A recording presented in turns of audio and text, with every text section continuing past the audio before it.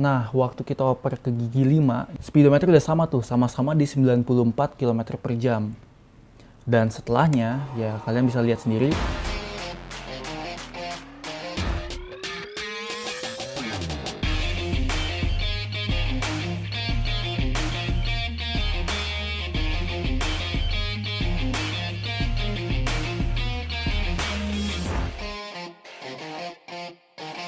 Oke teman-teman semua, selamat datang di channel Track Day Holic. Gimana tadi kabar teman-teman semua? Semoga baik-baik saja. Jadi pada kesempatan video kali ini, sebenarnya gue lagi sedikit galau nih. Tapi galaunya tetap mengenai dua tak ya.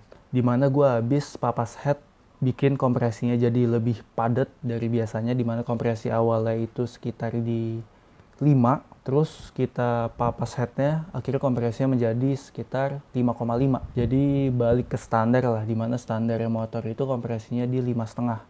Dan setelah gue coba ya, ternyata gue masih ada rasa nggak puas gitu. Dimana gue ngerasa motor gue itu tuh teriakan RPM-nya tuh kayak kurang nget gitu, kurang lepas rasanya. Jadi gue galau gitu. Apakah ini settingan yang terbaik atau enggak? Dimana awal mula gue pengen papas head itu karena gue pengen menghilangkan drop RPM motor. Jadi motor gue itu waktu oper 1 keduanya itu gampang drop. Terus gue minta maaf banget nih sebelumnya karena di video ini nanti videonya bakalan miring. Jadi yang nonton di HP kalian harus miringin videonya ya. Oke, langsung aja kita cek videonya kayak gimana.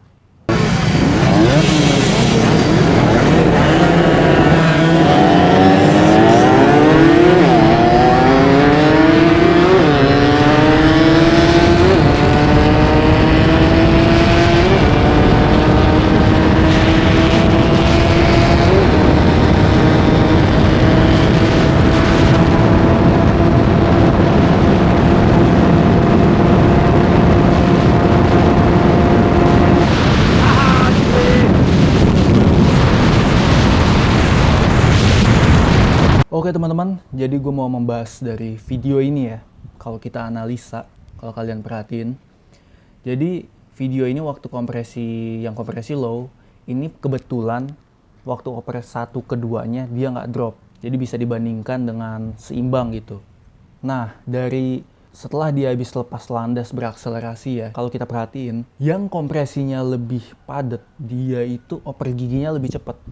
Nah, bisa kita lihat sekarang di sini. Waktu gigi yang kompresinya padat di oper keempat, di speedometer GPS masih kelihatan kalau speednya kencengan yang kompresinya padat ya. Yang satunya 64, yang satunya masih 60. Nah, waktu kita oper ke gigi 5, speedometer udah sama tuh, sama-sama di 94 km per jam. Dan setelahnya, ya kalian bisa lihat sendiri.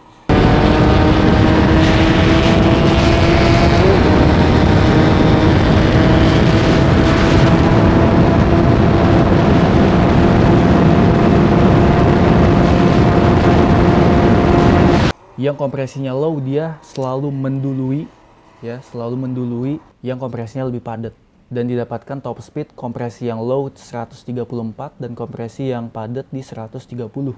Oke, jadi dari video ini kita akan membahas satu-satu ya. Pertama dari RPM. Untuk yang top speednya 134 yang low RPM ini, dia RPM-nya itu nafasnya habis di 10.000 RPM. Nggak tinggi-tinggi banget. Sedangkan yang satunya, yang kompresi rada padat, yang dapat top speed di 130, dia RPM-nya turun jadi 9.700, beda 300 RPM. Setelah itu kalau kita perhatiin, yang kompresinya padat, dia ngoper giginya lebih cepat, karena memang RPM-nya teriaknya lebih cepat. Jadi, untuk awalannya yang kompresi padat dia akan duluan tuh. Dia duluan, terus nanti kecepatannya sama, ya kan di gigi 4.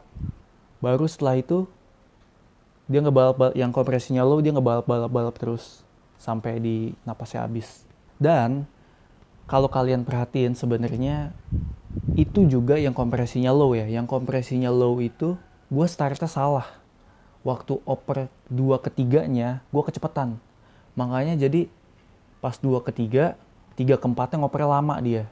Karena apa? Karena pas 2 ketiganya kecepatan, RPM-nya lebih drop, naiknya lebih lama lagi.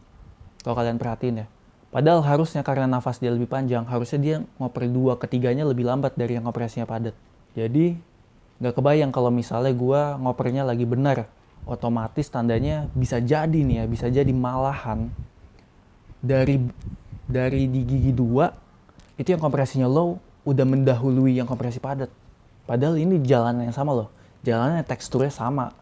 Bukan jalanan yang berbeda nih. Ini jalanannya sama, masih malam-malam juga.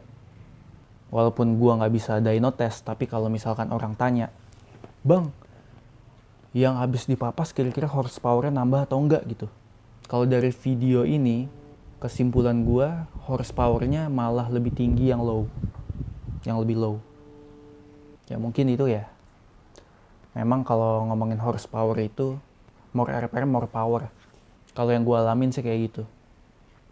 Tapi kalau kita berbicara torsi, gue nggak tahu, gue masih kurang paham.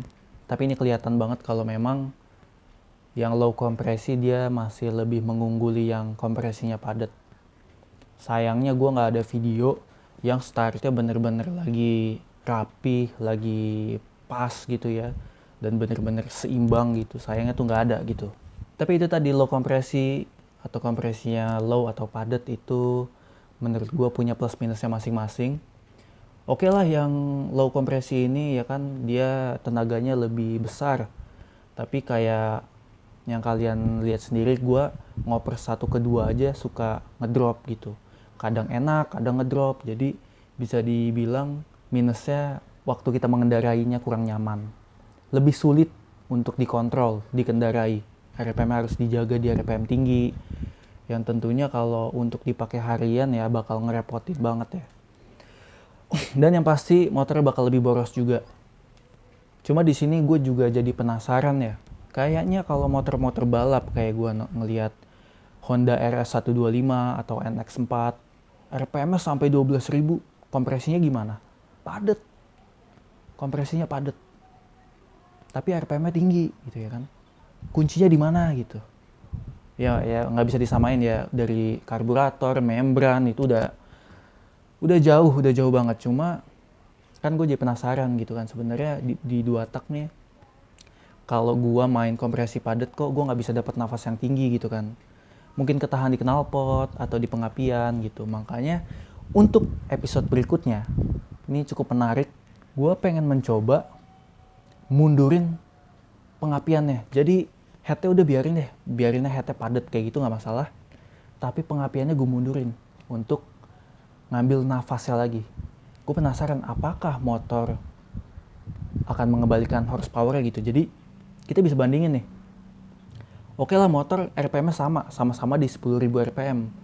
Tapi yang satunya kompresinya low, ya kan? Yang satunya lagi kompresinya padat, cuma pengapiannya mundur. Gitu. RPM-nya sama gitu. Mana sih yang lebih enak gitu kan? Ya semoga aja gue akhirnya bener-bener mencobanya ya. Bener-bener gue cobain. Karena bisa dibilang jarang juga orang yang main pengapian malah dimundurin ya. Biasanya malah dimajuin gitu kan. Atau gue gak tahu lah, gue gak tahu. Cuma gue jarang aja denger orang mundurin pengapian gitu tuh jarang. Oke, mungkin cukup sekian video kali ini teman-teman.